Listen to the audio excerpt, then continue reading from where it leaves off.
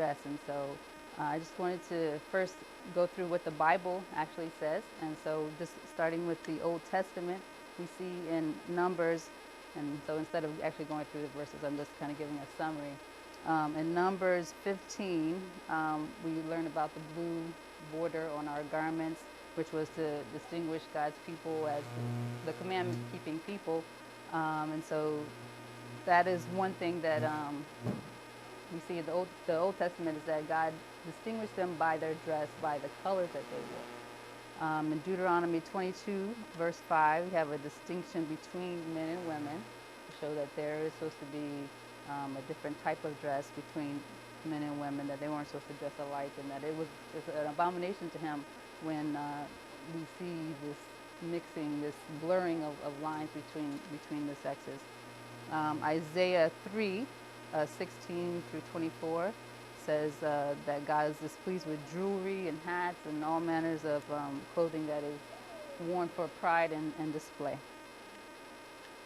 In the New Testament, we see in 1 Timothy 2, verses 9 and 10, that God is concerned about our dress. He seeks for us to wear modest clothing without flirtation or fancy hairstyles and jewelry and unnecessary adornment. In 1 Peter 3, verses 3 and 4, we see that God is concerned more about our characters than our wayward dress. So we shouldn't be trying to display ourselves. We should be trying to display Christ-like character to others. And then in Revelation 19, verse 8, we see that garments are represented as character. We have the white linen there that we see. So, is God still interested in what we wear? This is a quote from Second Selected Messages, page 473 and 74. The people of God are not now required to have a special mark upon their garments, but in the New Testament, we are often referred to ancient Israel as examples. If God gave such definite directions to his ancient people in regard to their dress, will not the dress of his people in this age come under his notice? Should there not be in their dress a distinction from that of the world? Should not the people of God, who are his peculiar treasure, seek even in their dress to glorify God? And should they not be examples in point of dress, and by their simple style rebuke the pride, vanity, and extravagance of worldly, pleasure-loving professors? God requires this of his people. Pride is rebuked in his word. Now, just kind of to give a little bit of a history, we all know in the 1800s, you had some very weird fashions. Here we say fashions reached an extreme level of vanity and unnaturalness in the 1800s. The fashions required the distortion of the body to the point that good health was well nigh impossible. Women sacrificed health and life on the altar of foolish pride and fashion.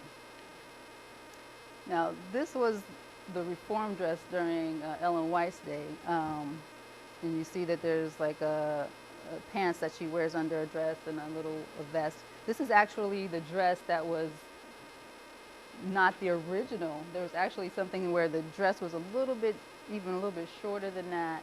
And I think the top was a little bit different as well. But this is what they actually kind of came down to, that was, I guess, more likable to the people for some reason. I don't know. The dresses was longer, but they liked this better than the original. But this is something that God did urge on his people, that there be a reformed dress, that it be distinct from some other sects that were out there at that time. And so the issues that were at hand was the clothes simple, neat, practical, modest, healthful, and convenient. But the blessing was despised and rejected even then. So we should dress for health. Perfect health depends upon perfect circulation. This is something that we've heard before in this class. Special attention should be given to the extremities, that they may be as thoroughly clothed as the chest and the region over the heart. Where is the greatest amount of heat? Satan invented the fashions which leave the limbs exposed. chilling back the life current from its original course. The result is habitually cold hands and feet, or feet and hands. 2 Testimonies 5:31. In all respects, the dress should be healthful. Above all things, God desires us to be in health of body and soul. And we are to be workers together with Him for the health of both soul and body. Both are promoted by healthful dress. And that's from Ministry of Healing, page 288. Dressing improperly causes disease. Satan is constantly devising some new style of dress that shall prove an injury to physical and moral health. And he exults when he sees professed Christians eagerly accepting the fashions that he has invented. The amount of physical suffering created by unnatural and unhealthful dress cannot be estimated. Many have become lifelong invalids through their compliance with the demands of fashion. Displacements and deformities, cancers, and other terrible diseases are among the evils resulting from fashionable dress. That's from Testimonies, Volume 4. One of the least known secrets of health is that when the arms and legs are left bare, they become colder than the body. This causes the blood to stay more in the central body and head. Excess blood in the head produces headaches. In the chest, it produces coughs, various types of discomfort in the intestinal tract, and inefficient cleaning of the blood in the kidneys. The nervous system responds to messages from chilled areas with an alarm reaction. The heart is forced to work harder to try and circulate blood through the chilled limbs and deal with the excess blood in the central body and brain, and heart disease results. People have been cured of heart disease by simply learning to dress their limbs warmly. Women's diseases. Much of the feebleness which is suffered by women is the result of improper clothing of the extremities. Congestion of the pelvic organs can lead to cervicitis, which is the inflammation of the cervix, dysmenorrhea, which is a painful menstruation, cervical polyps, and malposition of the uterus. During pregnancy, the placenta may not get a sufficient circulation of blood. As a result of a sluggish exchange of blood, the development of the fetus may be retarded. Vitality is expended unnecessarily to supply heat that is lost with insufficient clothing. Usually, proper dress also demands warm underclothing. Absorptive cotton for underclothing, not synthetic fabrics, are often required to meet all the various needs of the body. Do you have a source for those? Is that from Spirit of Prophecy, or is that just from a medical book? Or? This is I have information later on that from a doctor that actually he kind of corroborates all these things. And, yeah.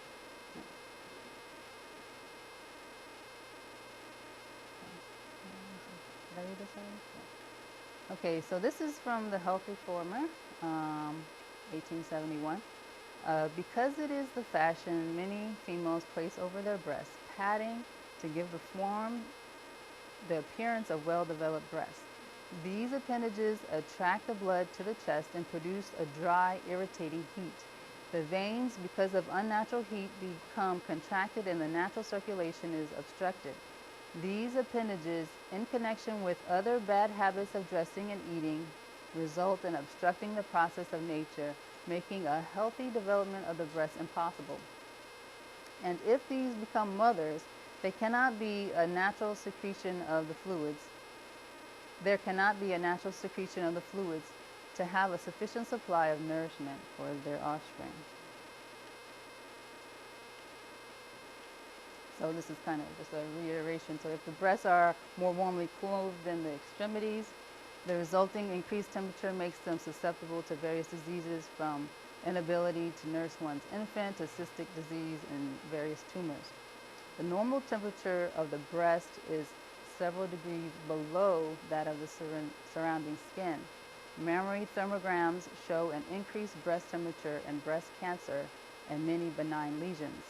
The use of brassieres and extra padding for the breast is a fairly modern practice and not at all helpful.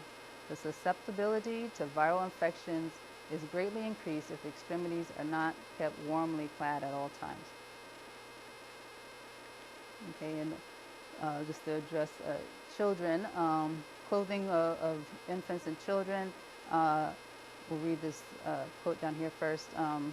In order to follow the fashions, mothers dress their children with limbs nearly naked, and the blood is chilled back from its natural course and thrown upon the internal organs, breaking up the circulation and producing disease. So we see that the fashion has been to dress babies, and especially girls, with lots of body garments and bare limbs.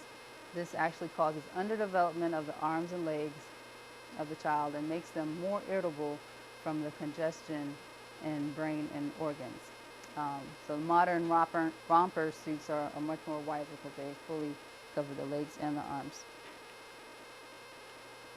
Now, again, in the 1800s, we see that the corsets were very popular, and you can see how the body was just so disfigured by pushing the whole shape of the lungs are changed, the organs are moved out of place, the ribs are squeezed together.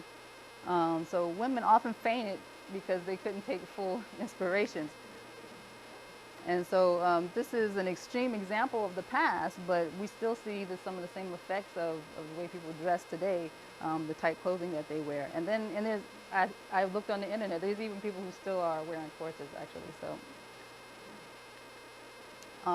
So any band that leaves a mark on the skin or prevents free motion or full respiration is unhelpful.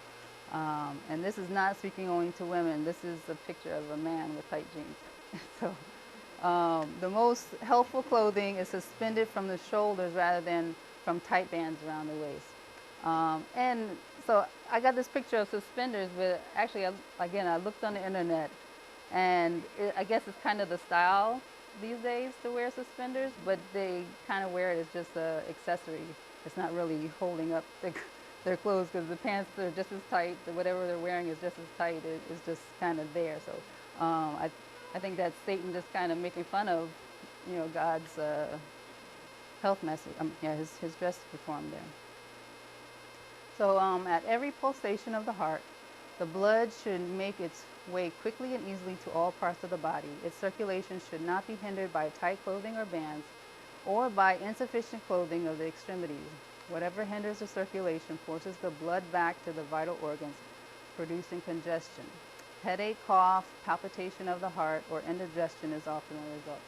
So some of these things I'm just kind of pointing out as we can see that if you're doing a consultation with someone and you're seeing some of these things, they're having problems with headache or palpitation of the heart, something, we should also make sure we note how do they dress. Sometimes a lot of these things can be corrected just by them dressing properly. Now, we're going to speak about footwear. I don't know if anybody knows what this is up here. This is the Chinese foot binding. They actually would squeeze their foot into these little tiny shoes, and they misshape their feet like this. Now, I guess there still are people who do that, because on the internet there's pictures of women who have their feet in these little tiny shoes, so they still even do that in some areas of China. But just to speak about this, is American Orthopedic Foot and Ankle Society. They have an article called If the Shoe Fits, and so here's just some data from that. For women, that is a big if. That is, if does a shoe fit. Not surprising, women wearing too small shoes are the most prone to painful deformities such as bunions, hammer toes, which are remarkably common among women. One orthopedic surgeon recently reported that of 800 patients who underwent surgery for bunions, 94% were women, 6% men. Surgeries for hammer toes, out of 850 surgeries, 80% were women. It goes on to say that studies on barefoot populations have shown no female predisposition to these problems. So the different shapes of the shoes that we see today, the pointed toe shoe. God does not design the foot with a big toe in the center and two uh, smaller toes on either side of it. So we see that the resulting of wearing such shoes is the foot being cramped because it is pushed down a funnel. This causes it to have less blood circulation, and you would have to have it properly padded to maintain its temperature. Now, it was interesting. I actually had seen just a representation of that, of a big toe in the center and two toes, and I couldn't find it. But then I saw this, which is almost showing that somebody's foot almost became like that because they wear tight shoes. So the bunion, the big toe is squished all the way to the middle. And so we see that these pointy shoes actually are kind of like the 21st century version of foot binding. So we should wear rounded toe shoes. If they're well designed, then they fit more the anatomy that God gave us. So does your shoe fit your anatomy? The article continues to say that most people wear shoes too small. It is hard to fit shoes to women's feet. The ball, the front part of the foot, and most women's feet is wider and the heel narrower than the standard shoe.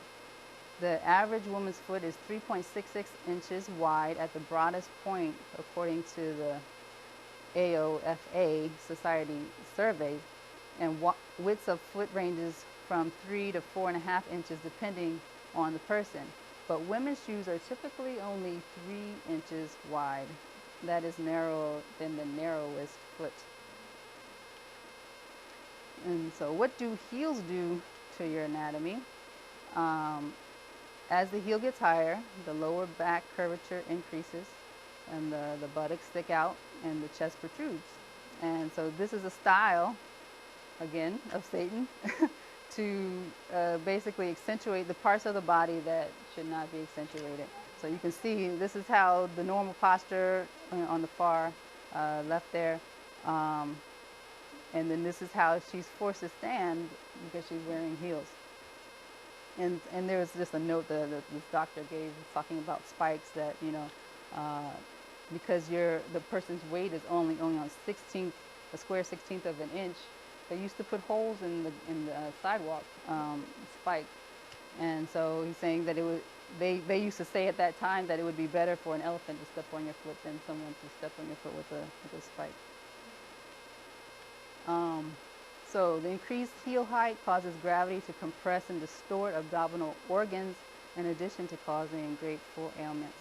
So this is a picture just to show that when you're wearing heels, if you were to actually stay in line, you would tip over because it would be at a 7-degree angle there. But because you're standing up straight still, everything is out of line. And because of that, all of your organs are just out of whack there. And so there have been cases of people getting prolapsed colon because of heel wearing. So adopting the reform dress. From the first volume of Testimonies, God would now have his people adopt the reform dress, not only to distinguish them from the world as his peculiar people, but because a reform in dress is essential to physical and mental health. And then from volume 4 of Testimonies, to those who consistently adopt the reform dress, appreciating its advantages and cheerfully taking their position in opposition to pride and fashion, it proved a blessing. So some of the principles for dress for women, though they also can be extrapolated to men, is that it should be healthy. The limbs should be well clothed as the rest of the body. It should be modest, not exposing the female form to public view. It should be simple with no extras, no adornment, no writing to attract attention to yourself. It should be feminine, distinct from men, and it should be Christian. There was, at that time, when Ellen White was dealing with the reform dress, there were also other groups out there like the feminist movement and other false religions that had a certain kind of dress as well that followed the first four, but because they were associated with those different groups of people, she was saying to be distinct from them as well so that you weren't mistaken as those groups as well. So these are the the references for each of those. You have Second Testimonies there, Review and Herald, Councils on Health, and First Testimony. And so here's the second part of the presentation, is the physiology of dress reform. And so there's this Dr. Collins that did a lecture, and the lecture was transcribed, and so I just kind of made a little bit of a presentation from that. Physiology of dress reform. It is impossible to have health when the extremities are habitually cold, for if there is too little blood in them, there will be too much in other portions of the body. Perfect health requires a perfect circulation, but this cannot be had while 3 or 4 times as much clothing is worn upon the body where the vital organs are situated as upon the feet and limbs. Councils on Health, page 92. So perfect circulation gives you perfect health, and the goal is to maintain proper blood flow. So just for a short anatomy description, the arteries are vessels that take blood from the heart. They carry the warmest blood to all parts of the body, including the extremities. They tend to be high pressure vessels, and they contain more pressure, so they're actually built differently because they are higher pressure vessels. They have a muscle in the wall that can open and close to allow blood flow. And this causes a shunting effect. One vessel can shut off and let another place get blood for a while and then alternate. And they tend to run deep in the tissues. Now, veins are vessels that return blood to the heart, and they tend to maintain a heat barrier so the arteries don't constrict interior-wise. They are low-pressure vessels. They tend to run along and surround the surface of tissue. And when a tourniquet or a blood pressure is put on the arm, you see these vessels start to bulge. So if you ever have an arterial blood sample drawn, it is taken from a deeper vessel than our usual blood sample. If you cut yourself seriously and you see the blood squirting out under pressure, then you know you've cut an artery and not a vein. There is one artery for every 2 veins, one artery going out for every 2 veins coming back to the heart. This is a low pressure system which isn't moving as much volume. In the extremities, when you find large vessels, you should expect increased function, meaning a muscle can lift weights because of the blood supply through it, or you should expect increased warmth is needed in the extremity it flows through. And this is from Health Reformer. The limbs and feet have large veins to receive a large amount of blood. That warmth, nutrition, elasticity, and strength may be imparted to them. But when the blood is chilled from these extremities, their blood vessels contract, which makes the circulation of the necessary amount of blood in them still more difficult. A good circulation preserves the blood and secures health. A bad circulation leaves the blood to become impure and induces congestion of the brain and lungs, and causes diseases of the head, the heart, the liver, and the lungs. So cold extremities mean a defeated body. And so if you have cold hands, cold feet, that means your body's already lost the battle. And most people don't realize that. So the vessels of your arms and legs are arranged for your protection. God designed arteries to run in places that are protected. Major arteries do not run close to the elbow or over the kneecap, but rather on the inside of the arm or on the back of the leg. Why did he do this? God has handled the anatomy properly so that as we live in a simple and accident-filled world, our vessels will be cared for. Our Creator has formed the limbs with large veins and vessels to contain a large proportion of blood, that the limbs may be sufficiently nourished and proportionately warm with other portions of the body. But fashion robs the limbs of covering, and the life current is chilled from its natural channel and thrown back upon its internal organs.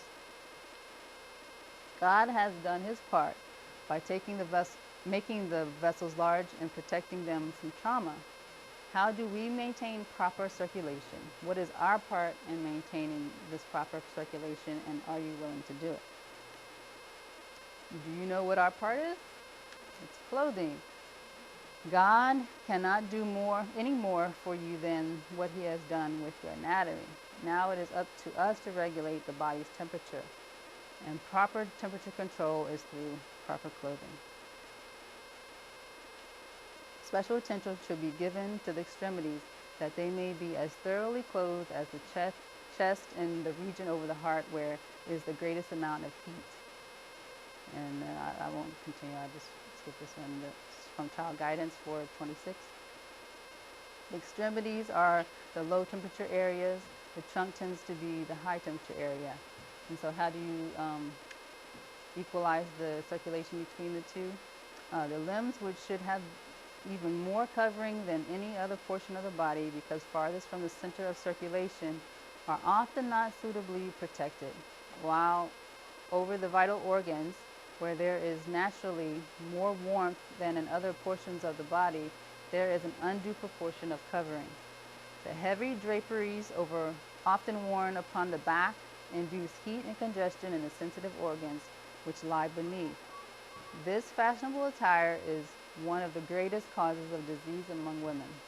Perfect health depends upon perfect circulation. So true dress reform regulates every article of dress worn upon the person.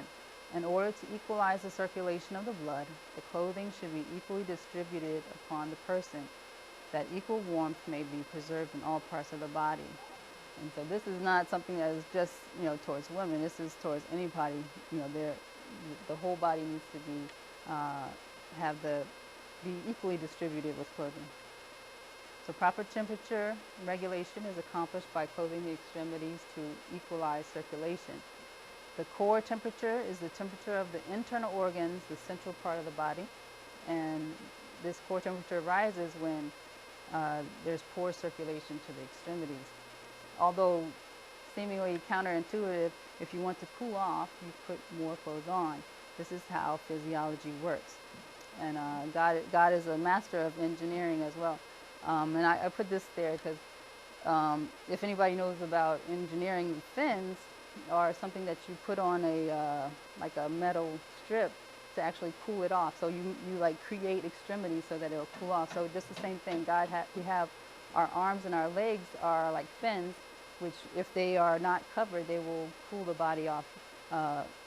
We would think that it makes the body cool off faster, but it's actually by covering them and bringing heat back out here that the core will be cooled off.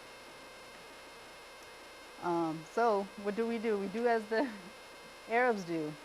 We know that they are walking around in 100+ degree deserts, and they dress fully clothed. Their arms are fully clothed, and their legs are covered. It's a light material, light color and material, but they're fully clothed, and even sometimes their heads are covered in 130 degree weather. So we know that it is possible to stay cool by actually wearing long sleeves. So in places of the world that are warm, the people put clothes on for the sake of protection and for the sake of equalized circulation. Perspiration in those garments prevents or guards against dehydration when it is hot. Reasoning from cause to effect, we should do the opposite that most people do. Most people clothe the trunk, the abdomen and chest, and leave the extremities naked when they want to cool off. However, if you would follow the laws of the body, you would clothe the extremities and leave the trunk naked, but that's obviously not proper. So, we think of the logic. The concept is we want to get heat to equalize throughout the body, and to do so, we have to dress extremities as you would dress the trunk, and this is critical. So to equalize circulation in the extremities, we must cover summer or winter. And so whether it's colder or hotter, you need to just adjust the type and quantity of clothing worn. More clothing in winter, obviously, and a different type so that your blood doesn't lose its temperature so rapidly, throwing an extra load on the heart. Now, dress reform and hydrotherapy work on the same basic concept because you're dealing with physiology of the body. We know that, like, say, if you wanted to do a hot and cold treatment, the hot would bring more blood to the area, the tissues would engorge, but then it just kind of sits there. And so to actually get that out of there, you need to bring cold so that it would, the vessels would constrict, and then the stale blood is carried out with the toxins in it. And then if you just keep doing that, then you get this pumping action. So it's kind of like a heart almost by doing this hot and cold treatment. And so you get the same thing with your clothing. If you want to maintain the limbs at proper temperature, we want to pull heat away from the internal organs, so you warm the limbs so that the heat will be drawn out to the limbs and not in your core. So what do you do when you have a headache? You put your feet in hot water, and on your head you place a cold cloth. This pulls the congestion of blood away from the brain. We can do the same thing with our clothing. So suffering caused among women by unhealthful dress cannot be estimated. Many have become lifelong invalids through their compliance with the demands of fashion. So, we have some of these women diseases like PMS and endometriosis and cancers and abnormal cycling, and they're all affected because of congestion in the abdominal and pelvic organs when we don't properly are not properly clothed. Your body is required to keep a certain temperature. Your hormones and enzymes that function at the cellular level require a certain temperature to function. So when the fine machinery that is spoken of in this quote up here does not move harmoniously because the temperature is not properly maintained. And so we see different things like you can get stiffness in the joints from chilled limbs, etc. So in the spirit of prophecy, we see 24 things that result from cold or cool or chilled extremities. So we have shortness of breath, headaches, nosebleed, fullness of chest, palpitation of heart, irritation and restlessness, indigestion, nerves and veins become contracted, bad circulation, double labor on the heart, weakened heart, congestion in lungs and brain, constant cold, paleness and weakness, dwarfed limbs and small muscles, catarrh, congestion and postnasal drip, influenza and croup, scrofulous swellings in the neck and face, displacements, cancers, lifelong invalids, miscarriages, and premature death. So does science confirm any of those things? Without going through all this, everyone will get this presentation, so you can read through this later. But so there's been research done by putting animals or humans in a refrigerated area or in a cold water, and it affects the stomach, the kidneys, the liver, the nervous system, the spleen, your immunity system there, the heart, the endocrine and adrenal glands, the thyroid. Vitamin C is reduced in the tissues, cholesterol levels increase, blood sugar goes up more rapidly, the stomach absorbs substances not ordinarily absorbed, and so they say this is thought to be gastric erosions, and so because they're damaged by the cold, the doorways are open so that different things can come through that they should not. Blood pressure is affected. Some people are on blood pressure medication when they may not need to be because they're not dressed properly.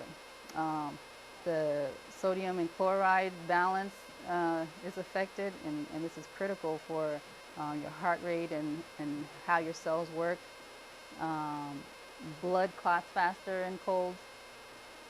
And so sometimes there's people on blood thinners who may not need to be if they just dress differently. Your blood cells are affected, antibody formation. Histamine levels are triggered by cold. Leaky gut syndrome can be caused by cold. Arthritis. So, who is your fashion designer? Satan invented the fashions which leave the limbs exposed, chilling back the life current from its original course.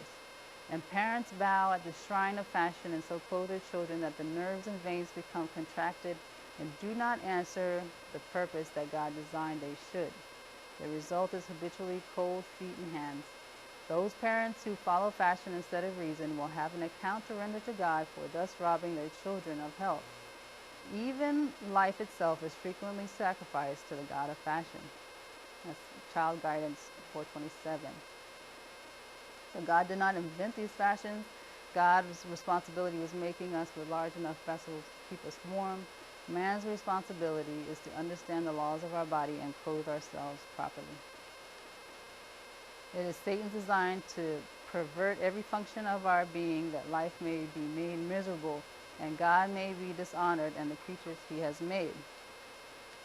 So Satan plans and premeditates ways that can be made miserable.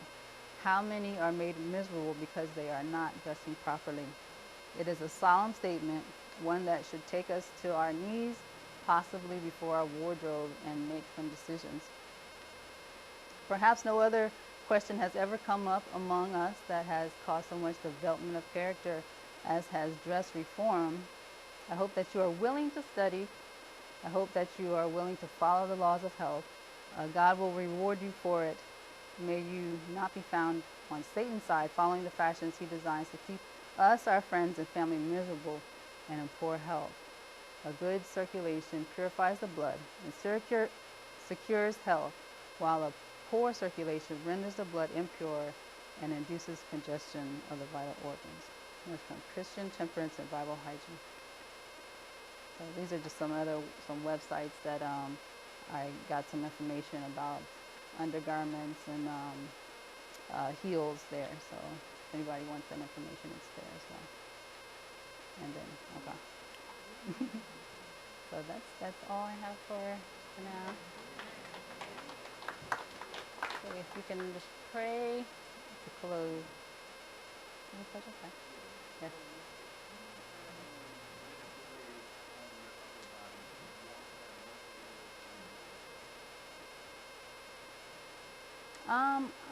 I think yes, that yes, because you're even this is because you would have maybe just the upper portion of your core body would be partially warm, so your legs can still get cold because if you have like say 3 layers of hair but only 1 layer on the bottom, you still would be cold down here because you do have core.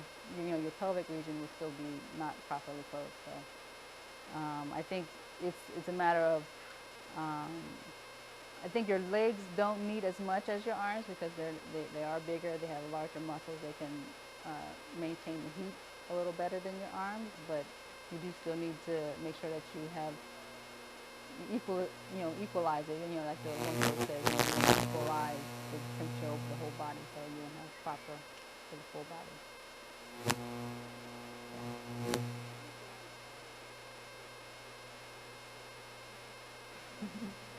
Well, that's something I think a lot of people struggle with. It is pretty bad because you can't cut off your circulation, especially if you notice that your leg goes numb, then you know that they've been crossed too long. They say just cross your ankles. That's a better thing. I think a lot of people do that as a modesty issue. Like they want to cross their legs so that they're like if they're wearing a skirt or something. But if you're wearing a longer skirt, then you don't have to worry as much about that kind of thing. But it does cut your circulation. Obviously, if you are having your legs go numb, then you know that the blood flow has not been free to that area.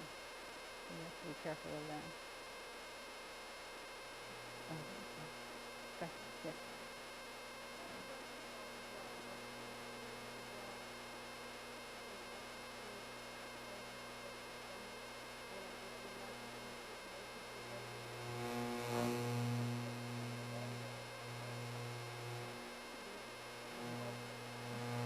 Right. Well, as you might have saw, I have these different things. This is from one of the websites that I had listed there. And not to say like I have it all together myself. I mean, 'cause I still have to kind of do some research and investigation. I know just personally, I don't wear a bra, uh, but I guess there's concern for women who may be larger that they can't just go without something. Um, and it's hard to say, what someone can do. I know you want to have a layer to cover. And I mean, like if you saw the first picture that I had up there with the reform dress, how they had the vest, there's different things you can do. And you just go by what works best for you, whether it's wearing like a jacket or shirts that have pockets or wearing multiple layers of the same length sleeve. There are different types of garments that you can wear under your clothing to hold you in place. So I mean, there's just different things that you have to kind of investigate for yourself, and that's actually something I wanted to put out there. I guess during when Biniam speaks about the self-support, is that you have people who are seamstresses and tailors who maybe can fashion something that women can wear as a replacement. But there are different things out there. There was one thing that I don't remember if it's on this one or the next one. I forget, but it's like I think it's number. No, there's supposed to be like a shirt that's just it has 2 layers on the front. So it's just a shirt that has 2 layers in the front. So, I mean, there's different options out there, and you just gotta have to investigate and see what works best for you. But this is it's more for your personal health and for helping other people who may have like breast cancer or a tumor or something like that. Knowing that you have those, it's a what do you call it? A lymphatic system issue that you're inhibiting the flow of your lymph. So you want to do it for yourself. I think you have to do it when you feel convicted and when you feel like if it's going to be a health issue for you. I think if you can't do it, as one person has said, that just take it off as soon as you can, and do lymph exercises so that you make sure that it's flowing and that you don't have concentration of toxins in your breast tissue because of constriction there. I wanted to share real quick. I'm sorry. Did I answer your? Was that good? Okay.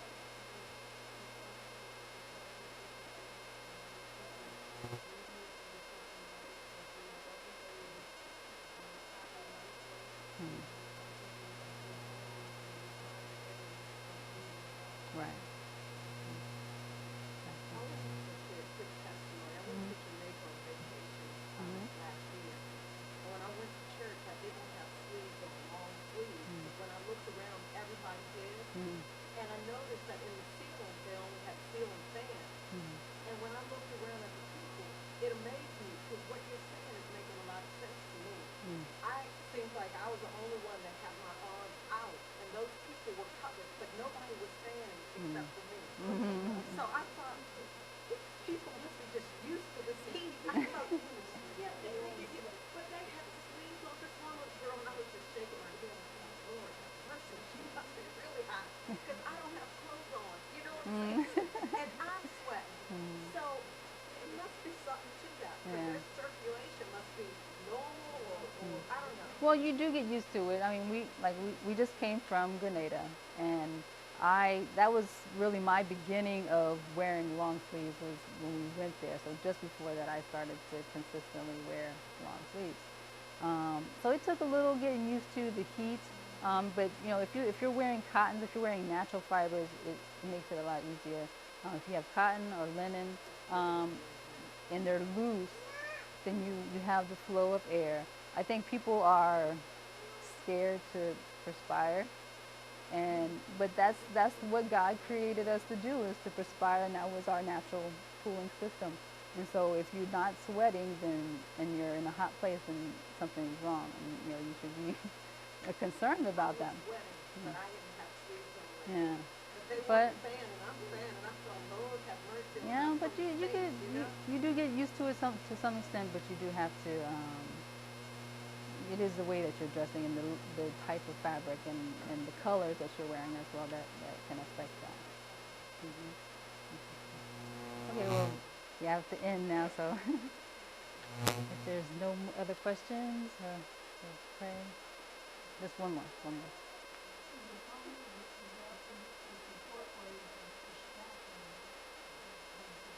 Well, it's multiple layers. It's the constriction around, if you're, especially if you're wearing underwire. Um, it is the support because then the muscles actually are not working that were designed to actually hold the breast tissue up. Um, so you have, I mean, it's just multiple layers there. And then if you're wearing something covering the warmth the added warmth that you're putting onto the core body. So there's just different levels of things that the bra just is not the best thing. One last one. So, what are exercises that women can do to strengthen the muscles across the body, the breast muscles, if they're not wearing a bra?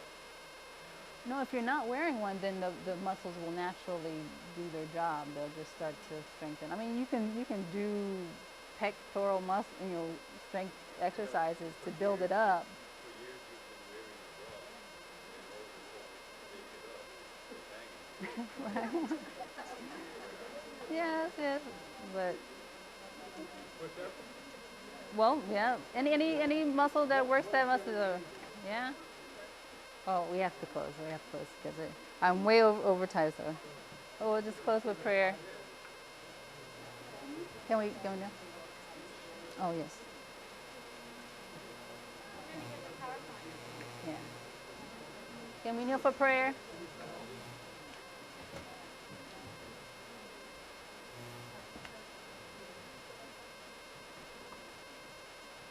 Father in heaven, Lord, we thank you for your love and your mercy, for creating our bodies in such a way that you want us to be in good health and that we have a part to play. We pray, Lord, that we will take it upon ourselves to study further and to understand how the body works, Lord, so that we can be in good health and that we would be able to help others who may be having issues in any of these areas. Father, we ask that you would just continue to be with us through the remainder of these sessions. And we just ask your blessing. In Jesus' name we pray. Amen.